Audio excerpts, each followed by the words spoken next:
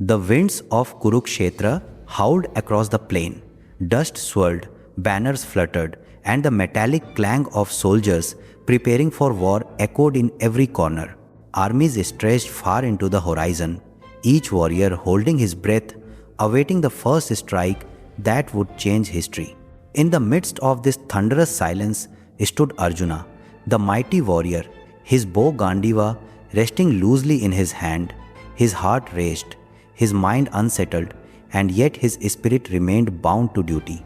He looked at Krishna, his charioteer, not merely as a driver of horses, but as his eternal guide, his dearest companion, his divine protector. Achyuta, he had said moments earlier, take me forward, place my chariot where I can see those who have come to fight. And now, as Sanjaya narrated to the blind king Dhritarashtra, his voice trembled with both awe and gravity. Advised thus by Arjuna, O king, Lord Krishna, smiling yet serious, drove the chariot right into the very heart of the battlefield. The wheels rolled across sacred soil. The horses snorted, their hooves striking sparks as they cut through the dust-filled air. Warriors from both sides paused for a heartbeat as the divine chariot of Kapidhwaja entered the center of the two colossal armies. The silence was deafening. The chariot stopped. Where? Not in any random place. Krishna guided it deliberately to stand before the greatest pillars of Kaurava strength. Bhishma, the grandsire, whose vow of celibacy and unmatched valor made him near immortal, and Drona, the teacher, master of all weapons, and revered by both Pandavas and Kauravas alike. Krishna did not stop before nameless soldiers, nor before ordinary kings. No, he stopped Arjuna's chariot, where the blow of dharma would strike hardest before his own elders, his beloved guardians, his revered masters. And then, with a voice that carried both command and compassion, Krishna turned to Arjuna. O Partha, behold the Kauravas gathered here. The word struck deep. The simple act of saying behold tore through Arjuna's heart. For what stood before him was not merely an army, it was his own bloodline, his teachers, his grandfather, his cousins, men with whom he had shared life, honor, and childhood memories. The moment had arrived where battle was no longer about kingship or victory. It was about dharma against adharma, justice against greed, righteousness against deceit. The narration pauses, and Sanjaya, speaking to the blind king, reveals a subtle truth. Gudakesha, he says, describing Arjuna. Who is Gudakesha?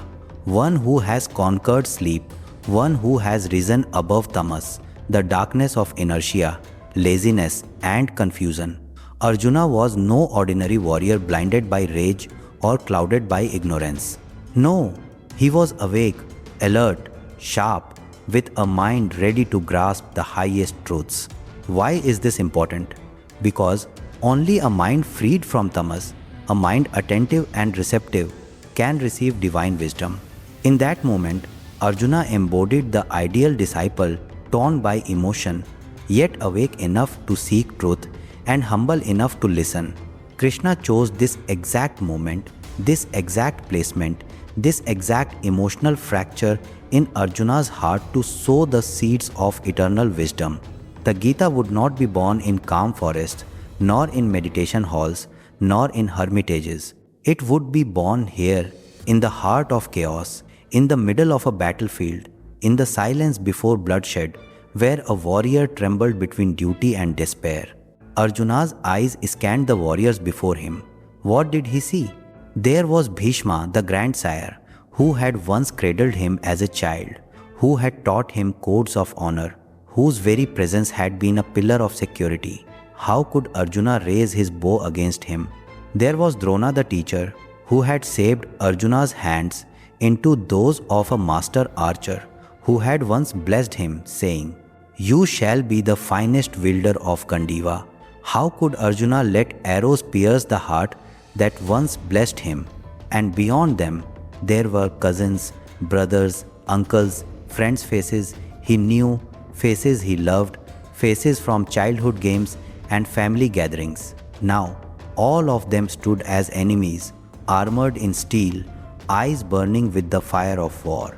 The Kauravas were not strangers, they were kin. That truth sank into Arjuna like a blade to the heart. And Krishna? He watched silently, knowing that this very storm of emotions was necessary, for only in the breaking of the heart could truth find its entry. Back in Hastinapura, the blind king Dhritarashtra listened intently as Sanjaya described the scene. The king could not see, but every word painted a picture darker than blindness itself. Sanjaya's voice trembled. O king, the Lord himself placed Arjuna's chariot before Bhishma, before Drona, before all kings, and said, Behold these Kauravas. Did Dhritarashtra feel a shiver?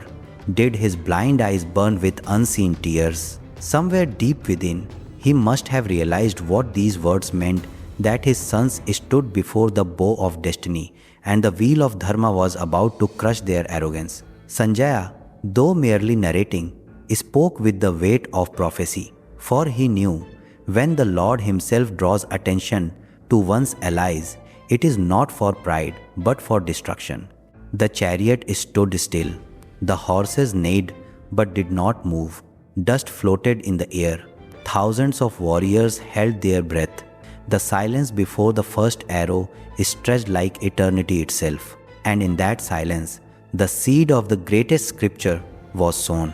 Krishna, the eternal guide, had placed Arjuna exactly where destiny wanted him, between two armies, before his beloved elders, before his dearest kin, before everything he loved and feared to lose. The world stood on pause. In that pause, Arjuna's heart cracked open, his spirit trembled, his duty clashed with his emotions. And in that pause, Krishna prepared to speak not as a charioteer, not as a friend, but as the voice of eternal truth, the very essence of the cosmos. This was not merely the pause before a war, it was the pause before revelation, before transformation, before the eternal conversation between man and God that would echo for millennia. And so, Sanjaya's words closed like a curtain. O king, behold, the Lord has placed the chariot, and now the song of the Gita is about to begin.